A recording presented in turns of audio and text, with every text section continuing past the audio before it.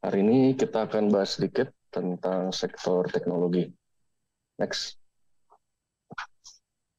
Sektor teknologi di Indonesia ini masih di tahap awal perkembangannya, tapi kita rasa memiliki potensi yang cukup signifikan. Kalau kita perhatikan gambar yang di kiri, ini adalah top 10 Constituent Index IDX Tekno, dan sekitar 65% dari total indeks IDX Tekno ini hanya terdiri dari Bukalapak, BCI, dan Goto. Total konstituen IDX Tekno ini hanya di angka 33. Angka ini tuh relatif kecil dibandingkan dengan negara-negara lain seperti Singapura, Jepang, dan Korea. Namun kami melihat ada pertumbuhan yang signifikan dalam industri startup dengan banyaknya unicorn dan startup di Indonesia yang mulai bermunculan. Nah, kalau kita melihat gambar yang di kanan ini adalah jumlah startup yang mendapatkan dana dari venture capital, dan angka ini meningkat cukup pesat setiap tahunnya. Dengan banyaknya VC yang berinvestasi pada tahun-tahun sebelumnya, hal ini hanya berarti bahwa investor tersebut sudah mengharapkan untuk merealisasikan investasi mereka. Dan cara paling gampang dan paling ampuh di Indonesia adalah melalui IPO. Dengan demikian, kami mengantisipasi peningkatan jumlah IPO di tahun yang akan datang. Dan beberapa ini akan datang dari startup-startup. Dengan adanya peningkatan jumlah IPO di startup di Indonesia, kami berharap ini dapat memberi dampak yang cukup baik ya untuk sektor teknologi di Indonesia. Next. Sekarang kalau kita lihat saham-saham tech yang sudah listing di IDX, ada satu kesamaan di antara mereka semua, yaitu mereka menghadapi keterpurukan luar biasa yang menyebabkan harga sahamnya anjlok, seperti yang bisa kita lihat di grafik yang kanan ya. Salah satu penyebab utama penurunan ini adalah dari tingkat suku bunga. Sektor teknologi ini tuh sangat sensitif terhadap pergerakan suku bunga. Sejak masa pandemi COVID-19, ekonomi dunia tuh hanya banyak menghadapi ketidakpastian. Dengan demikian, suku bunga pun meningkat, sehingga menyebabkan valuasi saham-saham menurun, termasuk saham Bukalapak dan Goto.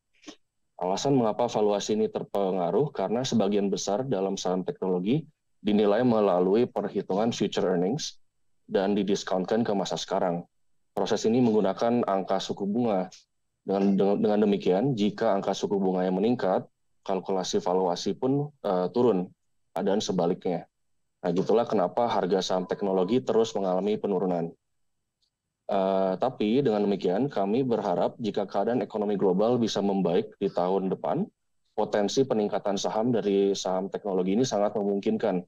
Dari 33 saham teknologi yang di IDX Tekno, kami menyukai dua, yaitu Goto dan Buka. Next.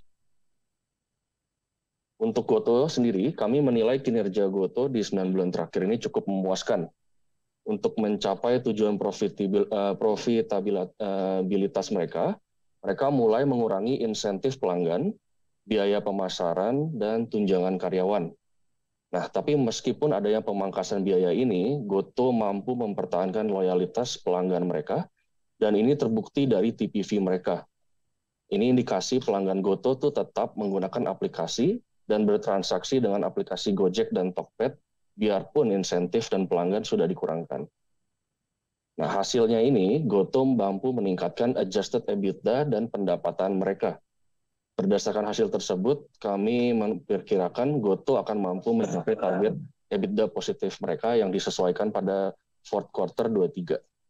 Next.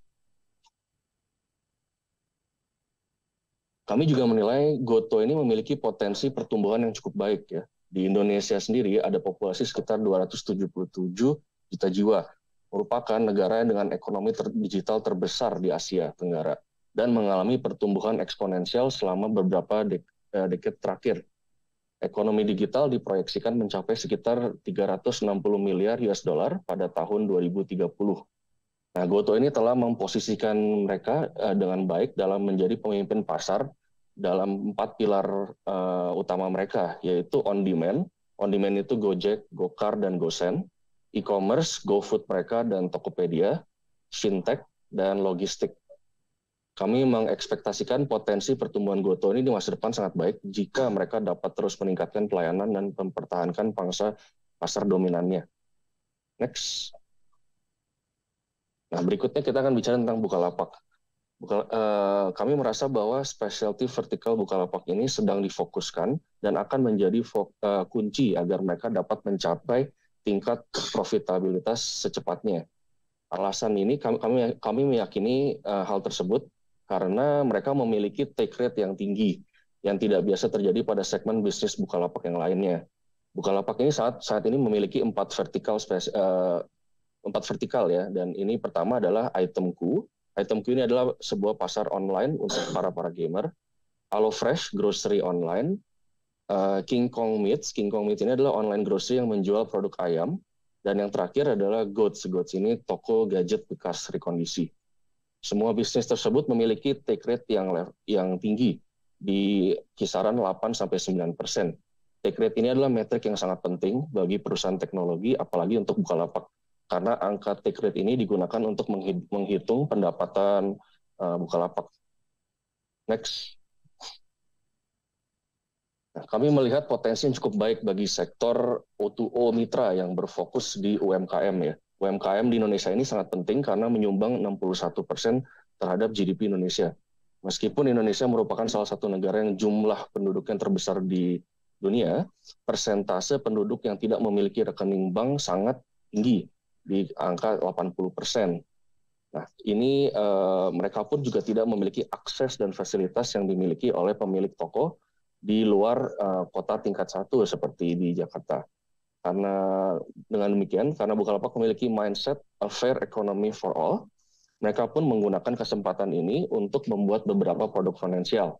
Salah satunya adalah menginvestasikan sekitar 1,19 triliun di Alobank dan mengintegrasikan Alo Pay Later, ini buy now pay later mereka, ke dalam platform e-commerce, platform mereka ya, platform e-commerce dan O2O mereka. Buka juga bermitra dengan Standard Chartered untuk meluncurkan fitur buka tabungan, sebuah fitur banking as a service untuk menyediakan layanan perbankan bagi masyarakat di luar Tier 1 cities. Next. Oke, kami memberikan rating neutral untuk sektor teknologi. Untuk pilihan saham favorit kami ada di Goto dengan target price 94 dan Bukalapak di target price 240. Terlepas dari tantangan-tantangan ini, prospek sektor teknologi tetap menarik bagi kami karena didukung oleh potensi pertumbuhan ekonomi digital Indonesia yang sangat besar yang diperkirakan akan mendorong ekspansi sektor ini ketika ketidakpastian perekonomian mereda. Next. Oke, sekian presentasi saya. Terima kasih. Saya kembalikan pada Glenda.